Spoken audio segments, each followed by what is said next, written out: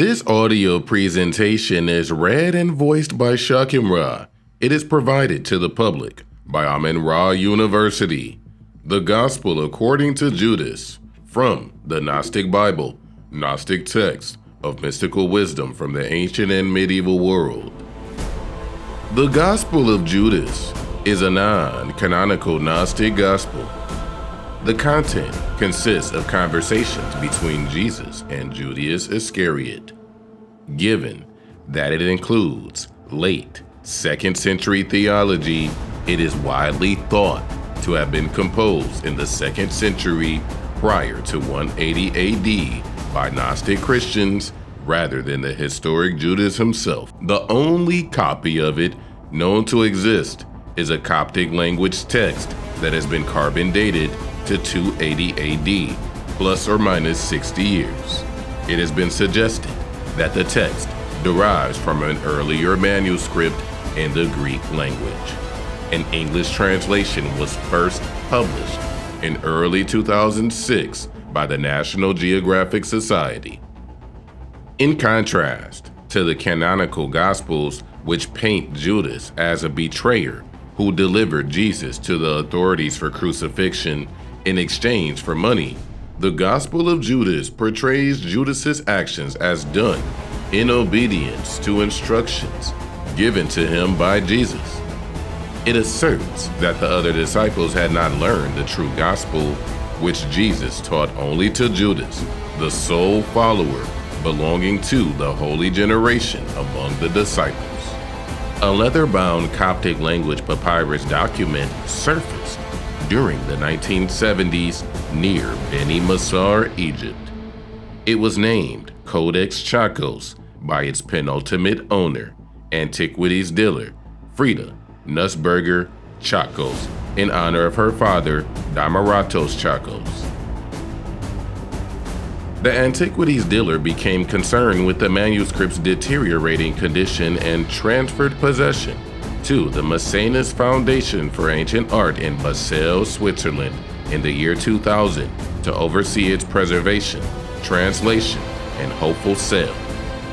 On April 6, 2006, the National Geographic Society in the U.S. published the first translation of the text from Coptic to English and showed some of the papyrus pages for the very first time. The Gospel of Judas consists of 16 chapters, which document Jesus' teaching about spiritual matters and cosmology. According to the text, Judas is the only one of Jesus' disciples who accurately understands the words of his master. This gospel contains few narrative elements. Essentially, the gospel records how Judas was taught by Jesus the true meaning of his message. The gospel contains ideas which contradicted the doctrine of the early church. The author says that God is essentially a, quote, luminous cloud of light who exists in an imperishable realm.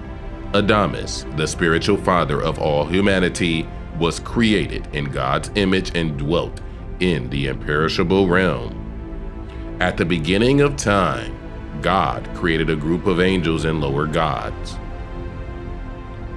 12 angels were willed to come into being to rule over chaos and the underworld. The angels of creation were tasked with creating a physical body for Adamus, which became known as the first man Adam, or Atum. Gradually, humanity began to forget its divine origins, and some of Adam's descendants, Cain and Abel, became embroiled in the world's first murder.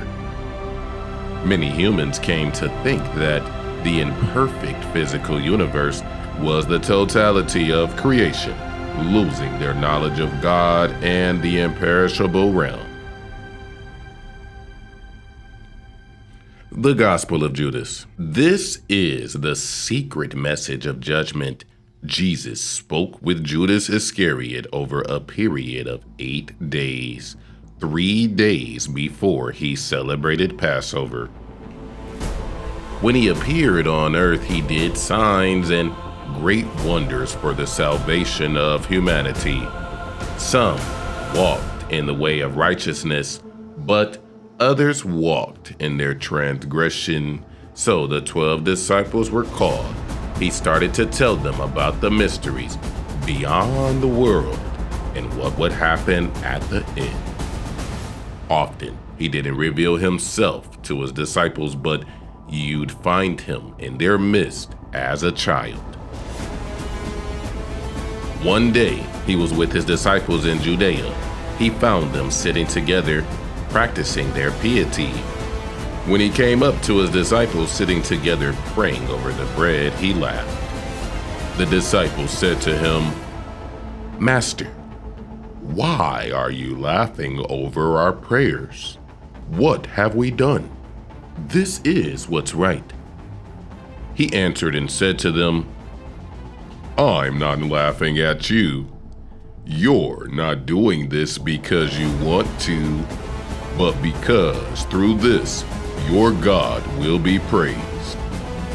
They said, "Master, you are the Son of our God."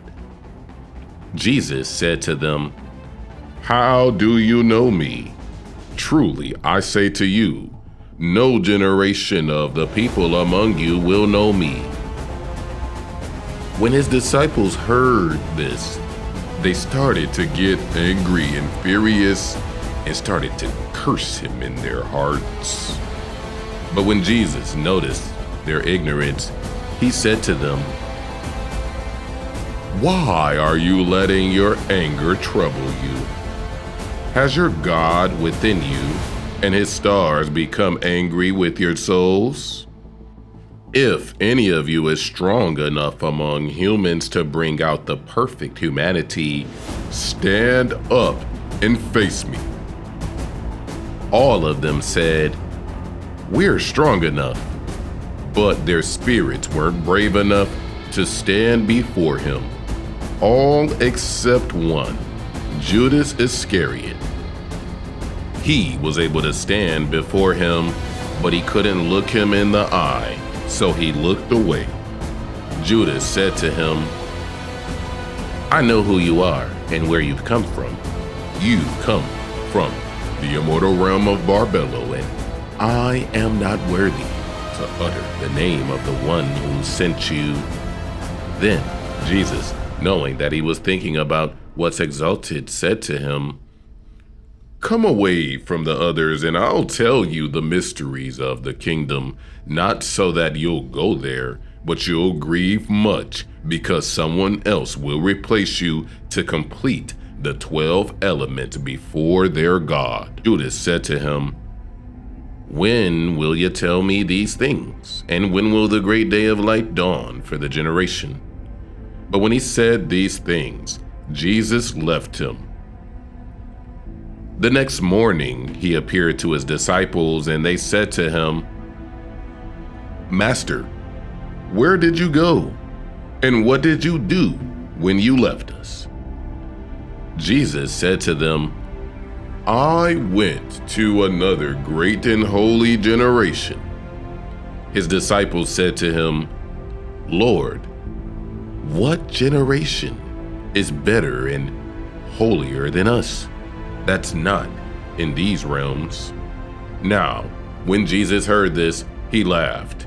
He said to them, "Why are you wondering in your hearts about the strong and holy generation? Truly, I say to you, no one born of this realm will see that generation. No army of angels from the stars will rule over it, and no person of mortal birth will be able to join it, because that generation doesn't come from the mortal realm, and all that has become of the generation of the people among them is from the generation of the great people." When his disciples heard these things, they were each troubled in their spirit. They couldn't say a thing.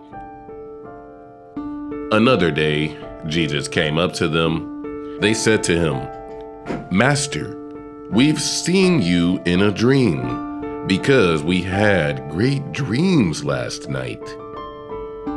But Jesus said, "Why have you hidden yourselves?" And they said, "We saw a great house with a great altar in it and 12 people.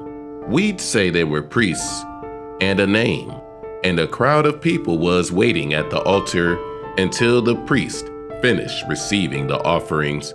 We kept waiting too." Jesus said, "What were they like?" And they said, "Some fast for 2 weeks, and others sacrifice their own children, others their wives, praising and humbling themselves among each other. Others sleep with men, others murder, yet others commit many sins and do criminal things." And the people standing before the altar invoked your name, and in all their sacrificing they filled the altar with their offerings.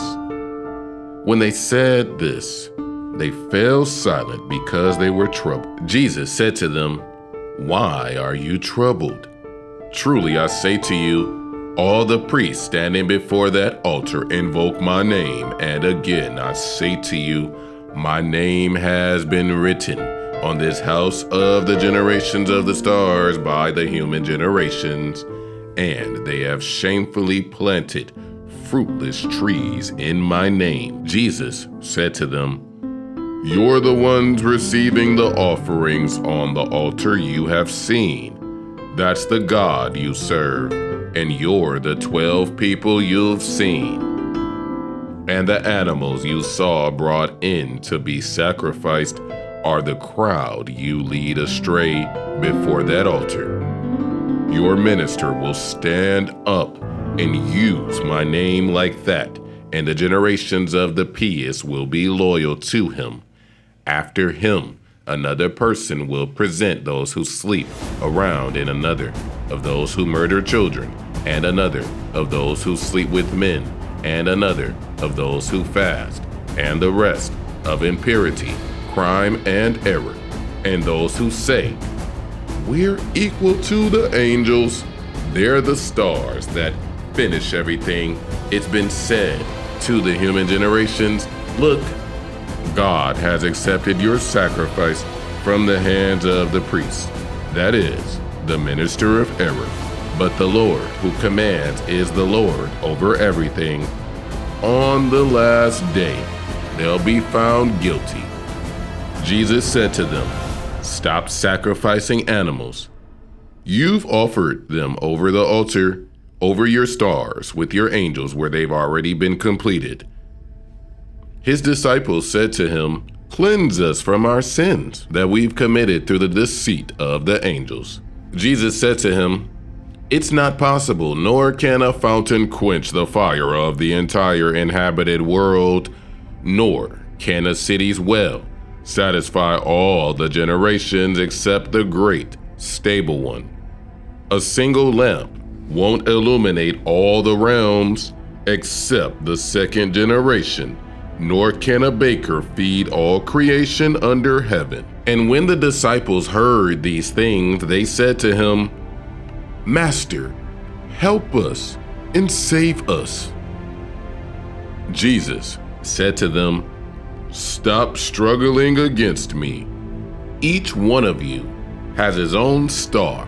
I wasn't sent to the corruptible generation, but to the strong and incorruptible generation, because no enemy has ruled over that generation, nor any of the stars. Truly I say to you, the pillar of fire will fall quickly, and that generation won't be moved by the stars." And when Jesus said these things, he left, taking Judas Iscariot with him. He said to him, "The water on the exalted mountain is from on high. Didn't come from the earth, but it came to water God's paradise and produced the enduring fruit, because it won't corrupt that generation's walk of life, but it will exist for all eternity."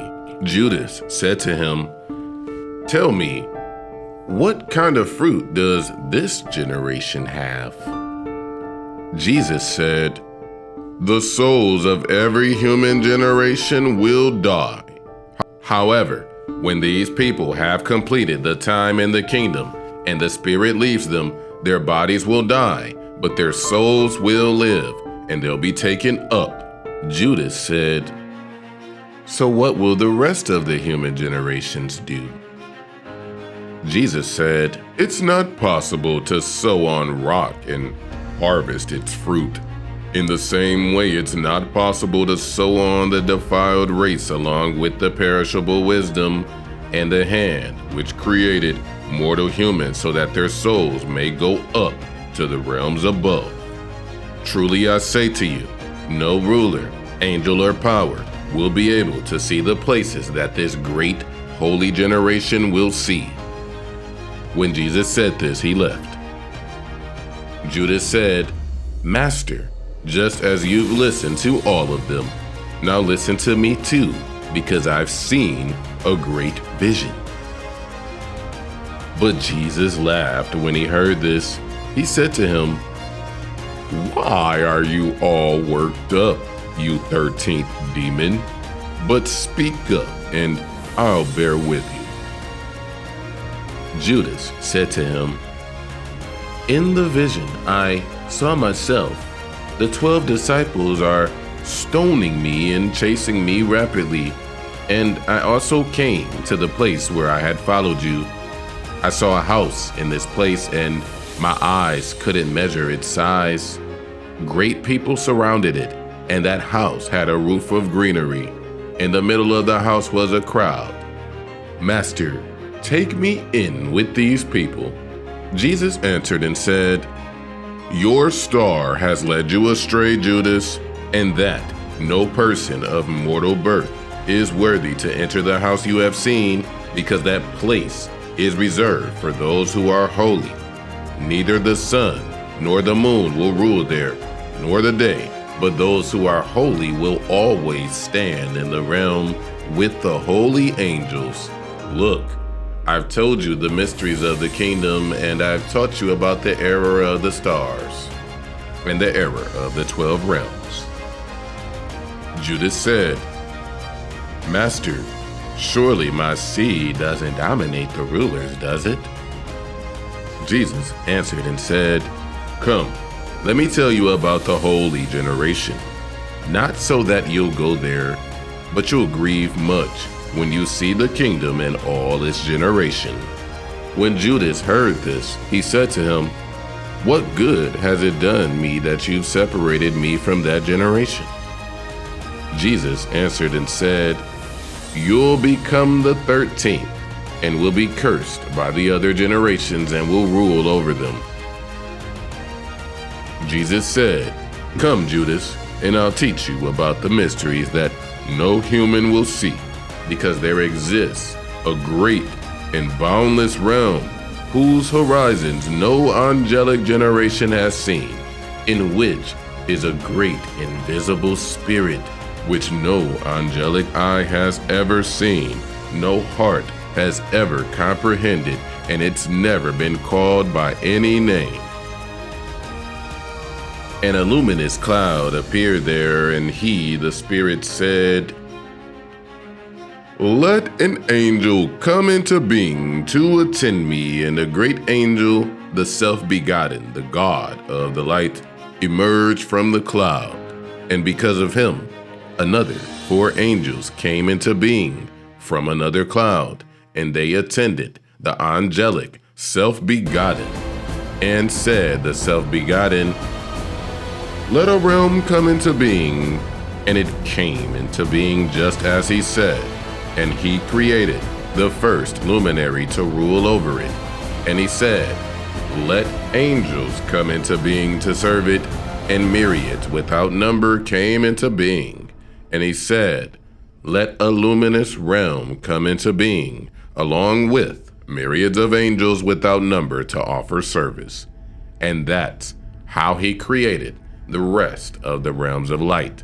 And he made them to be ruled, and created for them myriads of angels without number to assist them. And Adamas was in the first cloud of light that no angel could ever see among all those called God. And Adamas begat Seth in that place after the image of the Most High, and after the likeness of this angel. He made the incorruptible generation of Seth appear to the 12 androgynous luminaries. And then he made 72 luminaries appear in the incorruptible generation according to the Spirit's will. Then the 72 luminaries themselves made 360 luminaries appear in the incorruptible generation according to the Spirit's will, so that there be 5 for each. And the 12 realms of the 12 luminaries make up their Father, with 6 heavens for each realm. So there are 72 heavens for the 72 luminaries, and for each one of them 5 firmaments, for a total of 360 firmaments.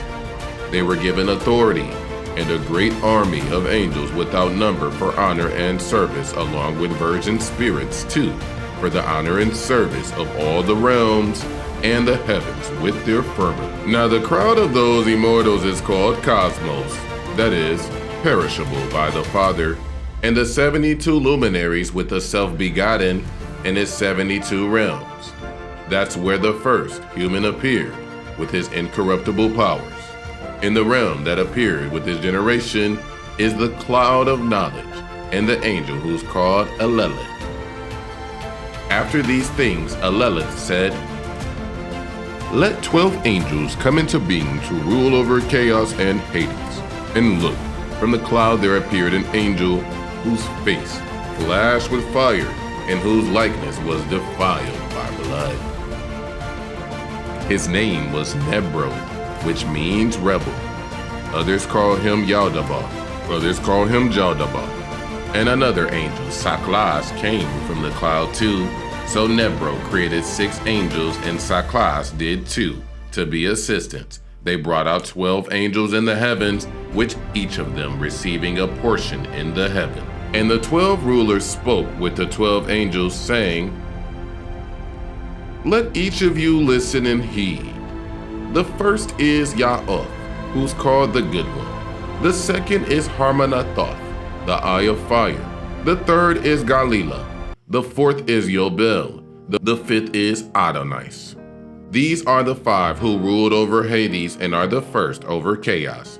Then Saklas said to his angel, "Let's create a human being after the likeness and the image." And they fashioned Adam and his wife Eve, who in the cloud is called Life, because by this name all the generations seek him, and each of them calls her by their names. Now Saklas did not command her to give birth, except among the corrupted generations. And then the angel said to him, "Your life will last for a limited time with your children." Then Judas said to Jesus, "How long can a person live?" Jesus said, "Why are you amazed that the lifespans of Adam and his generation are limited in the place he's received his kingdom with his ruler?" Judas said to Jesus, "Does the human spirit die?" Jesus said, "This is how it is. God commanded Michael to loan spirits to people so that they might serve. Then the Great One commanded Gabriel to give spirits to the great generation with no king, the spirit along with the soul. So the rest of the souls became light. And now you must seek the spirit within you, which you've made to live in this flesh from the angelic generations." Then God caused knowledge to be brought to Adam and to those with him, so that the kings of chaos and Hades might not rule over them. Then Judas said to Jesus, "So what will those generations do?"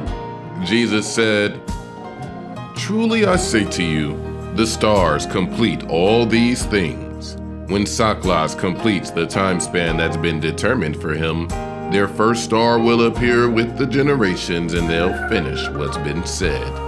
Then they'll sleep around in my name, murder their children, bringing the generations and presenting them to Saklas. And after that, I will bring the 12 tribes of Israel from among these generations And most of these generations will all serve sackcloth, sinning in my name, and your star will rule over the 13th realm." And Jesus laughed. Judas said, "Master, why are you laughing at me?" Jesus answered and said, "I am not laughing at you, but at the error of the stars, because these 6 stars go astray with these 5 warriors, and they'll all be destroyed along with their creations." Then Judas said to Jesus, "What will those do who've been baptized in your name?" Jesus said, "Truly I say to you, this baptism which they've received in my name will destroy the whole generation of the earthly Adam. Tomorrow they'll torture the one who bears me. Truly I say to you, no hand of a mortal human will fall upon me. Truly I say to you, Judas, those who offer sacrifices to sackcloth and everything that's evil, but you will do more than all of them, because you'll sacrifice the human who bears me. Your horn has already been raised, your anger has been kindled, your star has ascended, and your heart has strayed. Truly I say to you, your last and the thrones of this realm have been defeated.